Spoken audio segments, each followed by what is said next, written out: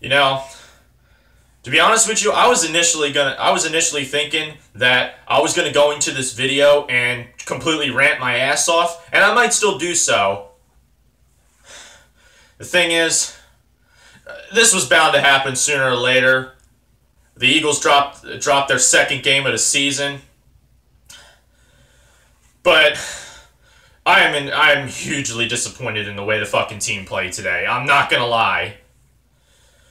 Although I will say one thing, fucking Seattle, man. I'm gonna try my absolute best not to get fucking pissed off. I'm gonna try. I've been trying. I was pissed all game. I'm gonna try to keep my cool, but I'm gonna have a hard time doing so. Fucking Seattle, man. Seattle bites us again. I'm telling you, we cannot beat this fucking team for shit! We can never, ever beat them! See? I'm already going. See? I'm already getting pissed off. I said I wasn't gonna get pissed off. I'm getting pissed off. I'm sorry. I'm sorry if I'm reminding you of somebody else. But losing is not why I'm pissed. Well, it kind of is, but the fact that fucking Seattle Seahawks, this team fucking owns Philly. Okay, I'm not gonna make the sexual references. I'm not gonna be like that guy. I'm trying my best. It's really hard. But one thing I want to mention is, I mean, some guys on Twitter were trying to give up. The one thing that pisses me off is people were giving up on the team already. Some people were, but I mean, I had some time during the game where we were getting blown out. Well, it was technically a blowout where we were down, and the thing is, it gave me time to think that, you know what? Yeah, like I said before, this was bound to happen sooner or later. I did predict 11-2 after the next couple weeks. That is assuming if we actually beat the Rams this time, but I'll save that for the game. I'll save that for the preview the next couple of days. I'll put this game out of mind, and I'll try to go into next week with an open mind. But the thing is, this team played like fucking shit. You can sit back and blame the fucking refs all you want. I'm not blaming the fucking refs for this game. We played like shit. But the referees were fucking atrocious. They were fucking horrible. But I'm not blaming it on them. We're not blaming the refs for the fact that we didn't fucking come in and play a good game. We didn't. Wentz looked like shit aside from that one drive that resulted in a touchdown.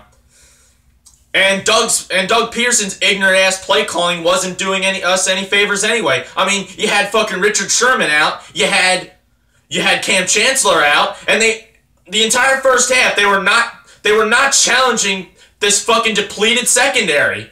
They were not. They were playing way too goddamn conservatively. Once again, we slow started. Okay, how many weeks was it in a row? Okay, we slow started Carolina, we slow started Washington, we slow started San Fran, we slow started Denver a little bit, we slow started Dallas, we slow started Chicago. 7 straight slow starts in a row. That's one weakness I've had. And you had people in the dirt sheet say that we had no weaknesses. Even in victory, we still had weaknesses. Our weaknesses were scrambling quarterbacks, like I've said before.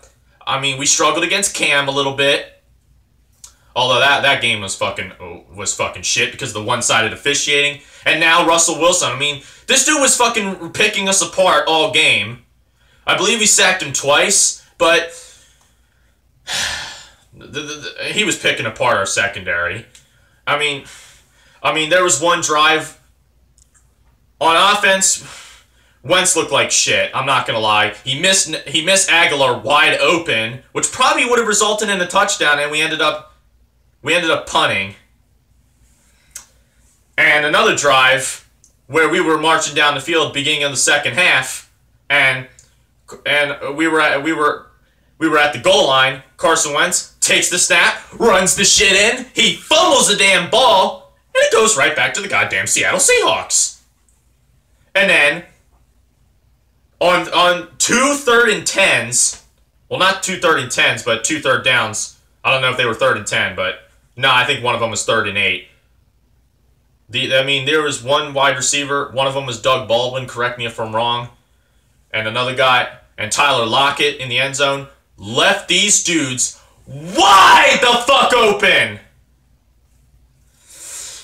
There's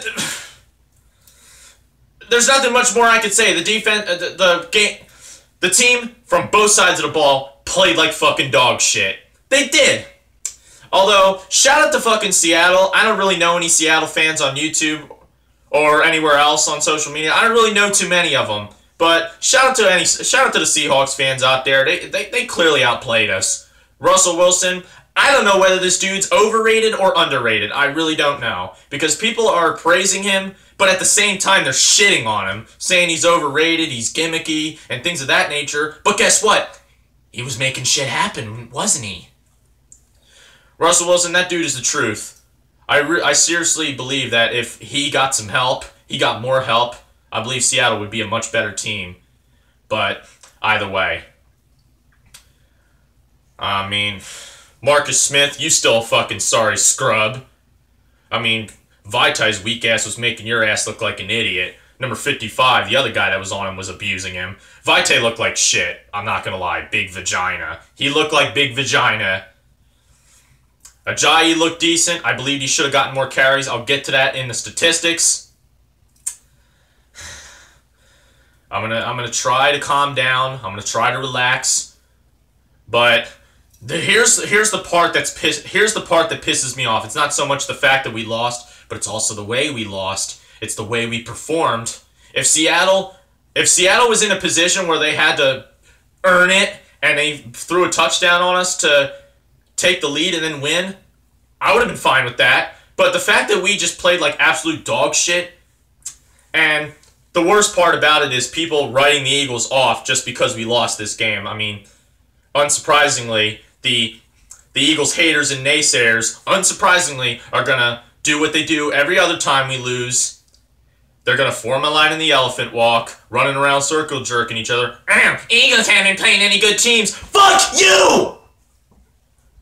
That shit out of my face!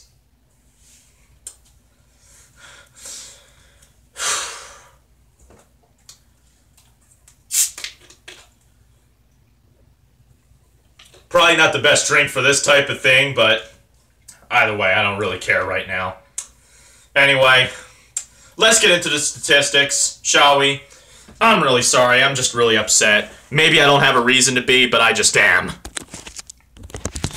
Alright, here we go. Let's get into it right now. Wentz was 29 for 45, was forced to throw 45 times a game. The last time he's thrown for that many was another loss versus Kansas City. But I think because we were down, we were forced to make throws. 348 and a touchdown. And he had that pick. Russell Wilson, he was 20 for 31, 227, 3 touchdowns. I don't give a shit what anybody says. Wilson's a pretty solid quarterback. Elite? Maybe not, but a little bit above it. Oh, sorry. Let me shed some light here on the subject. I usually have the light here. Sorry about that. Let me put these down. Jay Ajayi had 9 attempts for 35 yards, including an 11-yarder. I believe he should have gotten more carries. Carson Wentz scrambled 6 times, 30 yards, including a 12-yarder. Blunt was 8 for 26. Blunt, once again, looked like crap. Clement was 3 for 7. I believe he should have gotten more carries. Mike Davis was 16 for 54, including a 22-yarder. Wilson scrambled 6 times for 31 yards. Tommy Rawls was 1 for 4. Lacey was 1 for 3. McKissick, what's his name? J.D. McKissick was 1 for -1. On receiving, Nelson Aguilar, even in defeat, Nelson Aguilar definitely redeemed himself from last year. I mean, what a difference a year makes. Last year, he didn't line up correctly, which nullified a touchdown, and then he dropped the pass wide open after he beat Sherman. This year, on the other hand, he was 7, 141, including a 51-yarder and another bomb touchdown. His two main highlights were on that drive. Alshon was 4 for 61. Once again, we should have challenged the depleted secondary, but we didn't. He was 4 for 61, including a 23-yarder. Burton was 4 for 42. Clement was 3 for 30. Torrey Smith was 5 for 29. He got more catches than he usually does. Ertz was 2 for 24. Jay Ajayi was 3 for 11. Matt Collins was 1 for 10.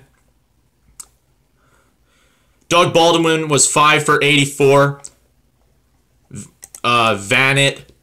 Nick Vanett, he was left wide the fuck open on a 3rd down. He was 3 for 40, including a 21-yarder. Mike Davis was 4 for 37. Jimmy Graham got a touchdown. Tyler Lockett got a touchdown. He was left wide the fuck open. I believe McKissick was left wide the fuck open. Either he was wide open or Jimmy Graham was wide open. And I believe Paul Richardson was 2 for 8. On defense, Brandon Graham had 1.5 sack. Derek Barnett had half a sack. And quite frankly, that was about it on our defense. I mean, our defense looked like fucking crap. We couldn't get a stinking turnover. But let's see. On Seattle, Clark, I believe he was on Vitai's side. He was number 55. Frank Clark had 2 sacks. Justin Coleman had a sack. Sheldon Richardson had a forced fumble. I believe that was the one at the goal line. Burnt Coffee, Byron Maxwell had the interception of all fucking people, but that was toward the end where anybody could have made that interception. As far as fumbles, Wentz fumbled in the end zone, and he fumbled again. Jake Elliott was perfect. He was 4 points total, field goal and extra point. Blair Walsh was perfect. I called it on Twitter. Anyway, disappointing loss. But I will say one thing. I'm gonna tell this to myself, and I'm gonna try to tell it for many people. Guess what? It ain't the end of the world. We were eventually gonna lose a game. It was gonna happen. We can still bounce back. Okay? We could still bounce back. Question is, I did say this was a momentum killer, but I'm gonna go into every single preview with an open mind, and I'm gonna forget all about this in the preview versus the Rams. Anyway, I'm gonna go calm myself down. I'm gonna wrap it up here. Like the video, subscribe to the channel, follow me on Twitter and Instagram. Fucking disappointing, but let's see where we go from here. Anyway, I tell this to myself, and I'm gonna tell this to others. It ain't that big a deal. Anyway, I'll see you later.